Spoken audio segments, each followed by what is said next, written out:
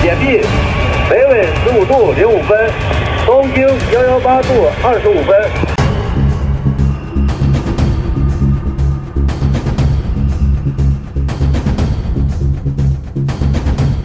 Welcome to RND Wave Vlog. Huwag kalimutang mag-like, subscribe, and click the notification bell. Pilipinas nagpadala ng 7 barko sa Baho de Masinloc. Pinoy fishermen pinoprotektahan na sa gitna ng patuloy na tensyon sa West Philippine Sea. Isang malaking hakbang ang ginawa ng Pilipinas. 7 barko ang ipinadala sa Baho de Masinloc. Hindi para sa digmaan, kundi para protektahan ang kabuhayan, soberanya at dignidad ng bansa. Dahil muli na namang naiulat ang pangaharas sa mga mangingisdang Pilipino. At ngayon, hindi na nananahimik ang Pilipinas. Ito ang kwento ng isang malinaw na mensahe. Ang Pilipinas ay handa ng ipaglaban ang sariling karagatan. In the ever-evolving security landscape of the West Philippine Sea, a new chapter unfolds. Isang kabanata na hindi lang tungkol sa maritime defense, kundi tungkol sa proteksyon ng kabuhayan, soberanya at dignidad ng bansa. Ang Philippine government ay gumawa ng isang decisive move. Nag-deploy ng 7 barko sa contested waters ng Baho de Masinloc, na kilala rin bilang Scarborough Shoal. Ang hakbang na ito ay direktang tugon sa naiulat na harassment laban sa mga Filipino fishermen. Muling naging sentro ng tensyon ang isa sa pinaka-strategic na maritime areas sa mundo. Sa loob ng maraming dekada, ang Baho de Masinloc ay nagsilbing vital fishing ground para sa mga Pilipino. Hindi ito basta reef lamang, ito ay lifeline ng mga mangingisdang Pilipino. Pero sa mga nakaraang taon, mas lalong naging mahirap ang pagpasok sa lugar dahil sa patuloy na encounters with foreign maritime forces. Napilitan ang mga mangingisda na hindi lang labanan ang dagat, kundi pati na rin ang geopolitical tension. Isang sitwasyon na hindi dapat maranasan ng mga ordinaryong Pilipino. Upang tugunan ito, naglunsad ang Pilipinas ng Coordinated Maritime Deployment. Pinangunahan ito ng Philippine Coast Guard. Nagpadala sila ng 244 na metro multi-role response vessels, BRP Cape San Agustin, BRP Cabra. Hindi lang simpleng patrol vessels ang mga barkong ito. These ships are floating command centers. May kakayahan sa surveillance, communication, rapid response. Ang presensya ng mga barkong ito ay isang malinaw na mensahe. Committed ang Pilipinas na protektahan ang sariling maritime zones at higit sa lahat, ang kaligtasan ng mga Pilipino sa dagat. Kasama rin sa misyon ang Bureau of Fisheries and Aquatic Resources. Nag-deploy sila ng 5 karagdagang barko, pero hindi lang seguridad ang dala nila. Kasama rin ang fuel, food, supplies, assistance sa mangingisda. Ito ay isang dual-layered strategy. Security plus sustenance. Hindi lang pagpapakita ng presensya, kundi pagtulong para makapagtrabaho ang mga mangingisdang Pilipino. At sa ganitong paraan, ang pangingisda mismo ay nagiging isang akto ng soberanya. Ayon sa reports, ang deployment ay bunsod ng alleged harassment ng Chinese Maritime Forces.